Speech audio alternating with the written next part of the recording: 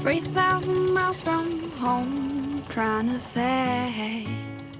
You're asking me what's the worst possible scenario that could happen to Finn? Yeah. A lovely day here in Naihan, and Ivan's just gone into the beach with the dinghy and he's gone to pick up some of his soccer friends, the guys he plays football with every night. They've got a day off school today, and so they're coming out to the boat. Hey! Swadika! So Finn is having a chat with a friend of mine, a doctor, about what might be happening with him, just talking about his symptoms and giving some advice and thoughts on how he can proceed. You know, so it's not over, you know, the fat lady is not singing, that's the reality. 'Cause this way is my home.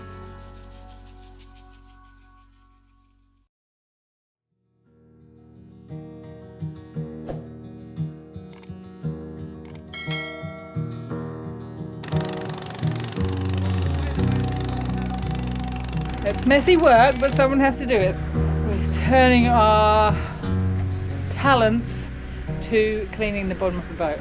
This will actually be a lot of pleasure because we can really just scrape off all the barnacles and they just come off in one big long swoop, and that's actually very satisfying, but there's a lot of barnacles to work with. All I need is a little bit of honey, a little bit of honey to carry me. I just went down and unscrewed the little thing that's over the intake for the water maker, and I cleaned all around it and took off a few barnacles and things going on there. So I took all that off, cleaned it out, and now we've got the cleanest water that we can possibly have, and I'm making some right now, so all is good. You the man! It's a long time since the hulls of the boat were in such bad shape, a result of sitting still in the nutrient-dense water of Geelong Harbour for over a month, which, on the plus side, has allowed Ivan to play football daily with his new Thai friends. Ready? Walk! Hey,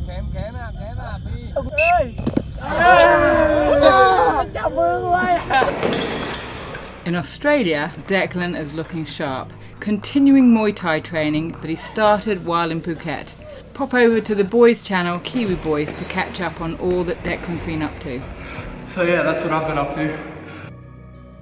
Our prolonged stay in Phuket is a result of Rob extending his original 2 weeks in New Zealand to support Finn as he undergoes investigations and treatment for viral fatigue from training too soon during his recovery from COVID. This has left Finn with reduced exercise tolerance. So Finn is having a chat with a friend of mine, a doctor, about what might be happening with him, just talking about his symptoms and giving some advice and thoughts on how he can proceed.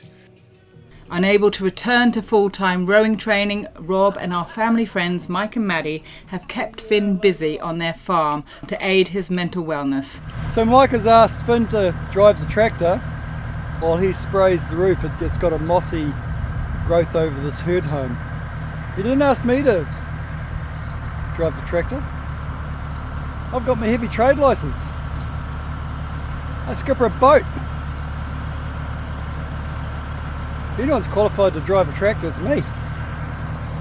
What's that all about? But he chose Finn for a very specific reason. I'm guessing it's not good news for me, in Mike's opinion. And he may have a point, to be fair.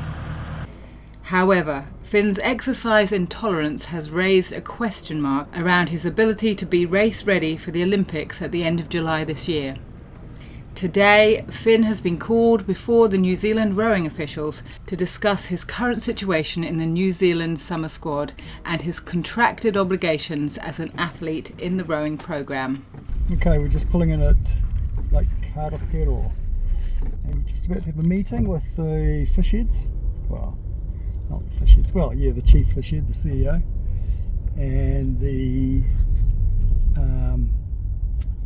what's her name, position? High performance boss, whatever, to decide Finn's fate. received an email a few days ago. I'd like you to come in, talk turkey about the summer squad. A little bit undefined about what they want to talk about. We've been scratching our heads, wanting to, well, Finn's written to them asking for them to delay the trial because he heard through the grapevine that they were going to pre-select the double, meaning Finn was not going to be considered.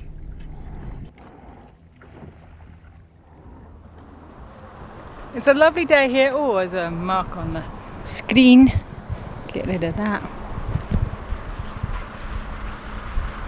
So here we are, a lovely day here in Naihan, and Ivan's just gone into the beach with the dinghy and he's gone to pick up some of his soccer friends, the guys he plays football with every night. They've got a day off school today, and so they're coming out to the boat. I actually don't know how many are coming, but they're going to come and have a swim from the boat, have a look around and just hang out together. I think it's lovely. It's so nice that he's got this little group of friends who he sees every single day now.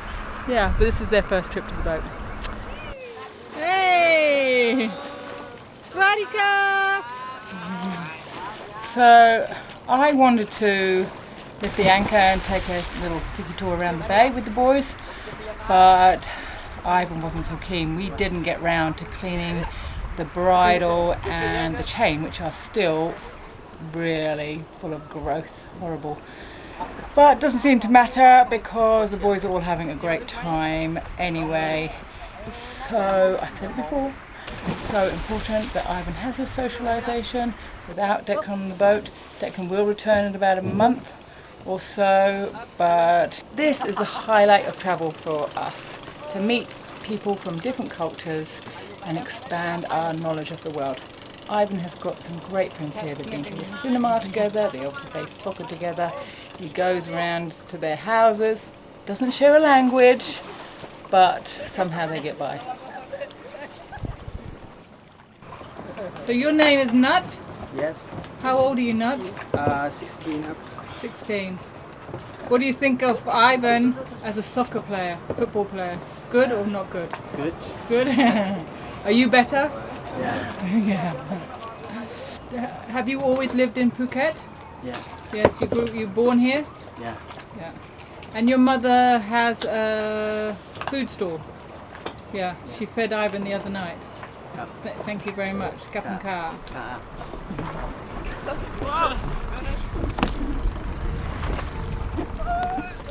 So I'm sitting at the finish line at Lake Karapiro in New Zealand, and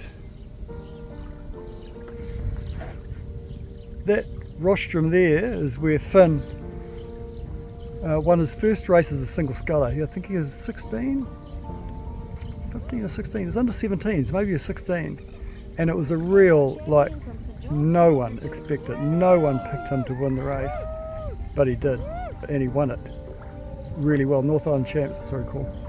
It was the first step of Finn's displaying his character, revealing his character and fortitude and discipline and tenaciousness as an athlete, as a racer. And I'm pretty sure we were sitting here, Rachel and I and Ivan, as we watched Finn go out for Māori Cup, the start of Māori Cup week, with a broken wrist against medical opinion, and raced and nearly won a medal in the double scull. Under 17s, I think it was then too, under 18s maybe. The point is, this guy is good. This guy's a good athlete, and he's shown that from a young age. We've just come out of a meeting with the head fish head number one, and I should say that fish head's just a little bit derogatory, but you know, fish heads are fish heads, man. You know, officials, the CEO and the head performance director.